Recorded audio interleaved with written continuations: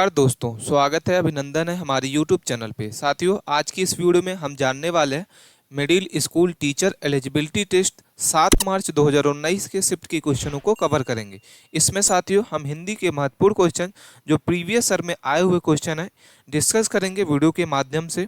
तो आप वीडियो के अंत तक बने रहें और इसकी PDF अगर आपको चाहिए साथियों तो आप चैनल को टेलीग्राम चैनल को ज्वाइन करके आप इस वीडियो को डाउनलोड भी कर सकते हैं। इसमें साथियों हम 30 नंबर से लेके 60 नंबर तक के क्वेश्चनों को कवर करेंगे। इसके पहले की वीडियो में हमने 1 से लेकर 30 तक के क्वेश्चन को कवर किया है। जिसको आपने नहीं देखा है तो हमारे चैनल पे जाके प्लेलिस्ट के माध्यम से आप उसको देख सकते हैं। स्टार्ट करते हैं साथियों अपने क्वेश्चनों की ओर, देखते हैं महत्वपूर्ण 30 नंबर क्वेश्चन से। क्वेश्चन दिख रहा है 30 नंबर क्वेश्चन है कि वाचन कौशल का उद्देश्य है, ठीक है, उपयुक्त सभी, केवल सही व्याकरण वाली भाषा का प्रयोग, केवल बालकों का उच्चारण शुद्ध करना, केवल बोलने में विराम चिन्हों का प्रयोग करना। ठीक है, तो हमारे सामने सबसे फर्स्ट नंबर क्वेश्चन है साथियों। इसके पहले हम जो 1 से लेकर 29 तक के क्वेश्चन है प्रीवियस ईयर के वीडियो में हमने देखा है, तो आप चैनल पे जाके इसके पहले की वीडियो को देख सकते हैं।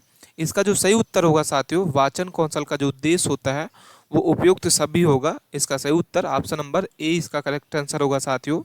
अगले क्वेश्चन की ओर देखते हैं। अगला क्वेश्चन हमारे सामने दिख रहा है कि भाषा वह साधन है जिसके द्वारा हम व्यक्त कर सकते हैं। ठीक है, भाषा वह साधन है जिसके द्वारा हम व्यक्त कर सकते हैं। तो इसमें से कोई नहीं, आस्था को, कर्तव्य को, विचारों को। तो भाषा वह साधन है जिसके विचारों को हम व्यक्त कर सकते हैं साथियों। इसका जो सही उत्तर होगा साथियों विचारों को। अगले क्वेश्चन की ओर देखते हैं। अगला क्वेश्चन हमारे सामने दिख रहा है 32 नंबर क्वेश्चन है कि भाषा ग्रहण करने की प्रक्रिया एक ऐसी प्रक्रिया है जो अस्थिर है, निरंतर चलती है, निश्चित अवधि तक चलती है और स्थिर है। ठीक है, तो भाषा ग्रहण करने की जो प्रक्रिया है एक ऐसी प्रक्रिया है जो निरंतर चलती रहती है।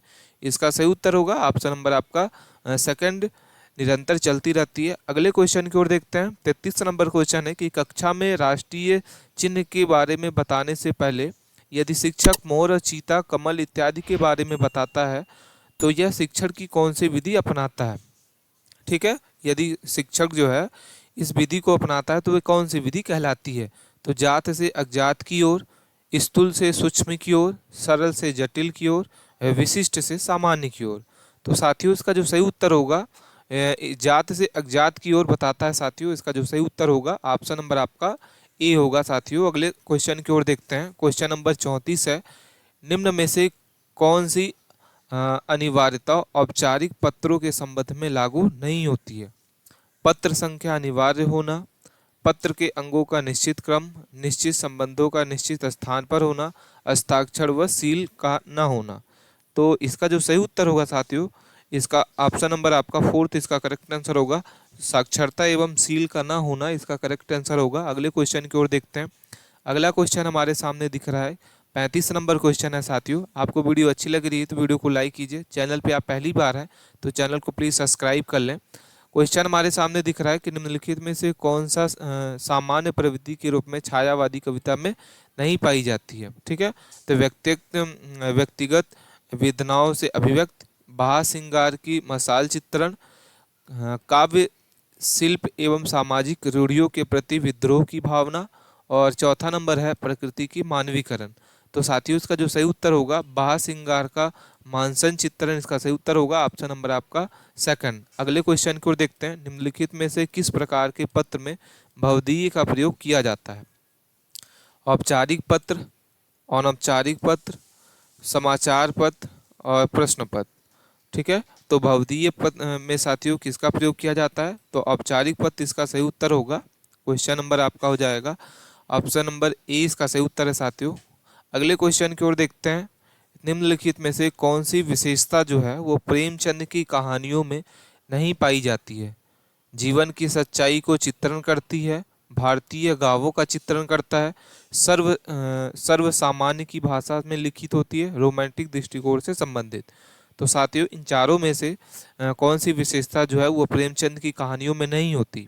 तो ऑप्शन नंबर आपका फोर्थ इसका सही उत्तर होगा। ये जो साथियों हमारे सामने दिख रही है ये विशेषता जो है वो प्रेमचंद की कहानियों में नहीं पाई जाती। अगले क्वेश्चन की ओर देखते हैं। क्वेश्चन नंबर हमारा 38 है, निम्नलिखित में से कौन सी विशेषता जो है वह जयशंकर प्रसाद के नाटकों में नहीं होती।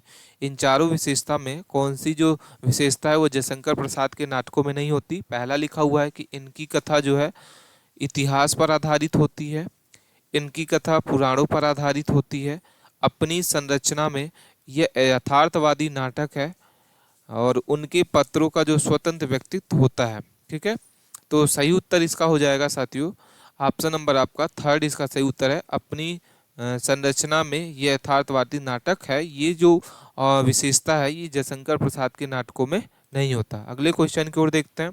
अगला क्वेश्चन है, निम्नलिखित निम्नलिखित पंक्तियाँ किस छंद का उदाहरण है। ठीक है, हमारे सामने एक पंक्ति दिखी हुई है 4 लाइन की और इसको आपको पढ़ना है और बताना है कि इसमें कौन सी छंद का ये उदाहरण है। ठीक है, तो इसको साथियों 1 से 2 बार आपको पढ़ना है और इसके पढ़ने के बाद आपको ये बताना है कि क्या ये सुखमीय सवैया छंद है, मतगंध छंद है, किरीट सवैया छंद है, दुर्मिल सवैया छंद है। तो इसका सही उत्तर होगा आपका ऑप्शन नंबर आपका बी इसका सही उत्तर होगा साथियों, मतगंध छंद इसको बोला जाता है। अगले क्वेश्चन की ओर देखते हैं। इसमें से साथियों लिखा हुआ है कि ये कविता है, इसमें से इस कविता में आपको बताना है कि इसमें से कौन सी छंद है।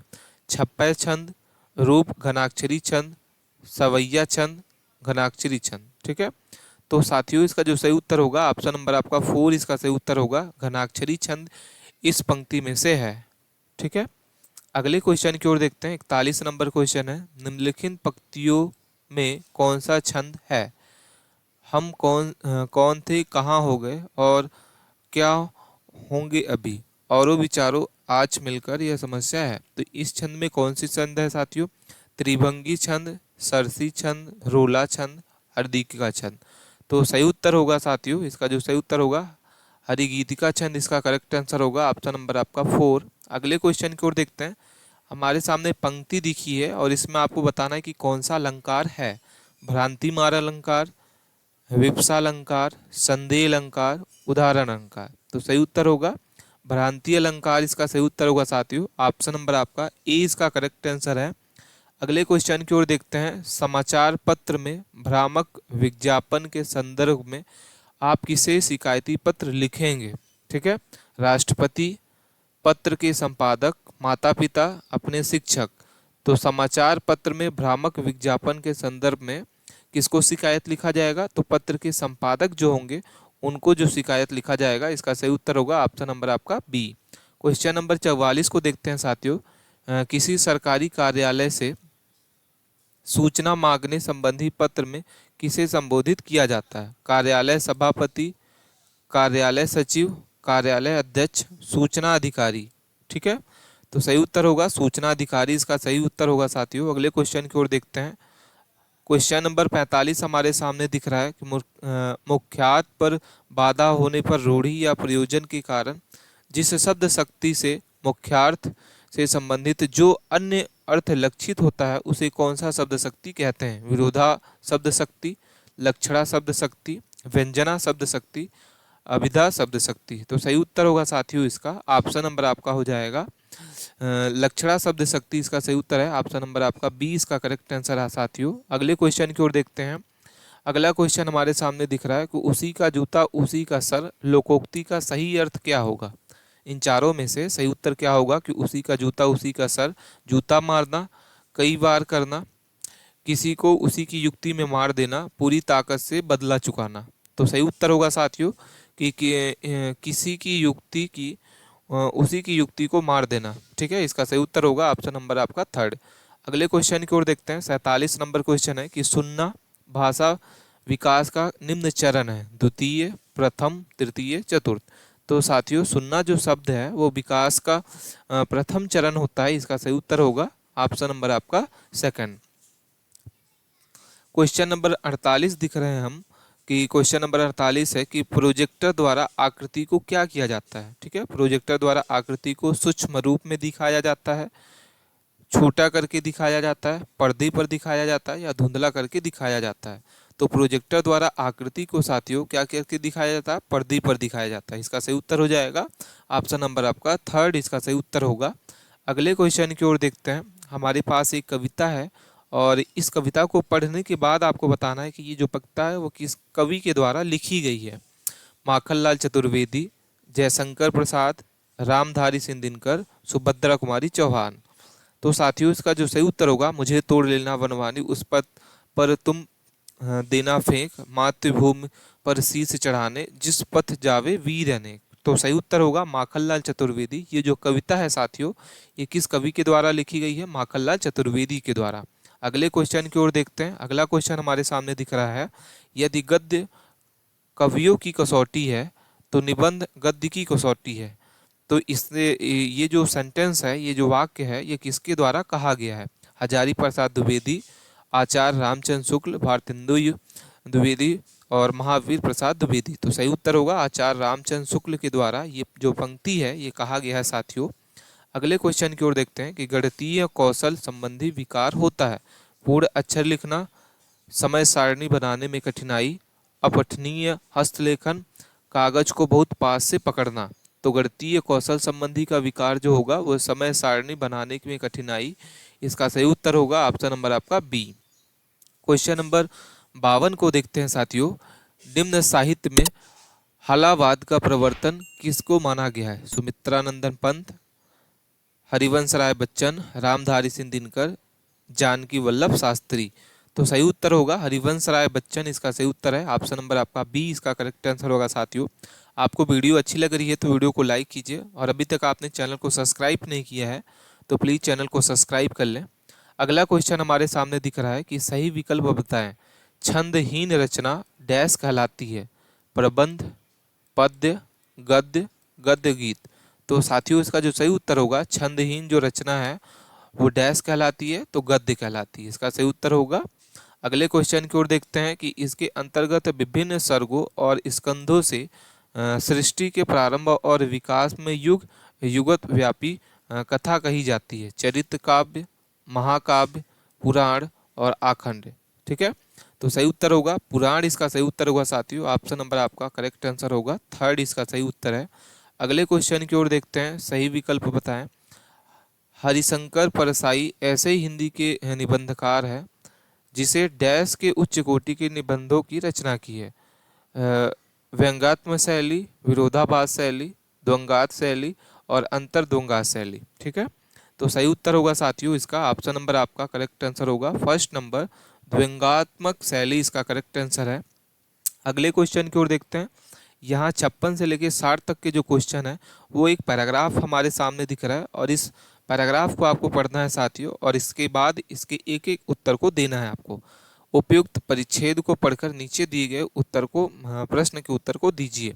पहला क्वेश्चन हमारे सामने दिख रहा है कि हम एक पागल को मोटर चलाने की स्वतंत्रता नहीं दे सकते, इस कथन का आशय क्या है साथियों? तो इसका जो आशय है उसको वह स्वतंत्रता प्राप्त नहीं होती है, वह निरपेक्ष नहीं होता, इसमें दायित्व बोध नहीं होता, स्वतंत्रता का अधिकारी नहीं है। तो साथियों इसका जो सही उत्तर होगा उसमें दायित्व का बोध जो है वह नहीं है, इसका सही उत्तर होगा। अगले क्वेश्चन की ओर देखते हैं। प्रस्तुत गद्यांश का उचित शीर्षक क्या हो सकता है? अधिकार और कर्तव्य, गाने की स्वतंत्रता, स्वतंत्रता का स्मरण, स्वतंत्रता का अधिकार। तो सही उत्तर होगा साथियों इस गद्यांश का जो उचित शीर्षक होगा वो आपका हो जाएगा अधिकार और कर्तव्य, इसका करेक्ट आंसर होगा ऑप्शन नंबर आपका ए। अगले क्वेश्चन की ओर देखते हैं। अगला क्वेश्चन दिख रहा है हमारे सामने, वही पैराग्राफ है। इस गद्यांश को आपको पढ़ के बताना है कि किस स्थितियों में हमें लाउड स्पीकर पर गाने की स्वतंत्रता है। जब गीत हिंदी में हो, जब हमारी आवाज़ सुरीली हो, जब हमारे गाने से किसी को तकलीफ ना हो, जब मोटर चलाने का आज्ञा पत्र हो। तो ठीक है, तो लाउड स्पीकर पर गाने की स्वतंत्रता कब होगी? जब हमारे गाने से किसी को तकलीफ ना हो, तब आप क्या कर सकते हैं? लाउड स्पीकर पर गा सकते हैं, इसका सही उत्तर होगा। अगले क्वेश्चन की ओर देखते हैं कि किस स्थितियों में स्वतंत्रता स्वेच्छाकारी और उच्छलता से बदल जाती है? एक सीमा पार करने के बाद, आज्ञा पत्र प्राप्त करने के बाद, पर्यवेक्षक भाव के कारण और बाधाओं के कारण। तो सही उत्तर होगा एक सीमा पार करने के बाद, इसका सही उत्तर होगा। अगले क्वेश्चन की ओर देखते हैं। अगला क्वेश्चन है कि स्वतंत्रता के साथ कौन सा प्रश्न जुड़ा होता है? अधिकार, दायित्व, उच्छलता और निरपेक्षता। सही उत्तर होगा दायित्व, इसका सही उत्तर होगा साथियों। तो ये थे हमारे 30 से लेकर 60 तक के क्वेश्चन जो हम इस वीडियो के माध्यम से कवर किए। आपको वीडियो कैसी लगी हमें कमेंट करके ज़रूर बताएं साथियों। मिलते हैं हम नेक्स्ट वीडियो में, तब तक के लिए बने रहें। इसकी पीडीएफ अगर आपने डाउनलोड नहीं किया है तो हमारी टेलीग्राम चैनल को ज्वाइन करके आप हमारी इस वीडियो को डाउनलोड भी कर सकते हैं, जिसकी लिंक आपको डिस्क्रिप्शन बॉक्स में मिल जाएगी। धन्यवाद।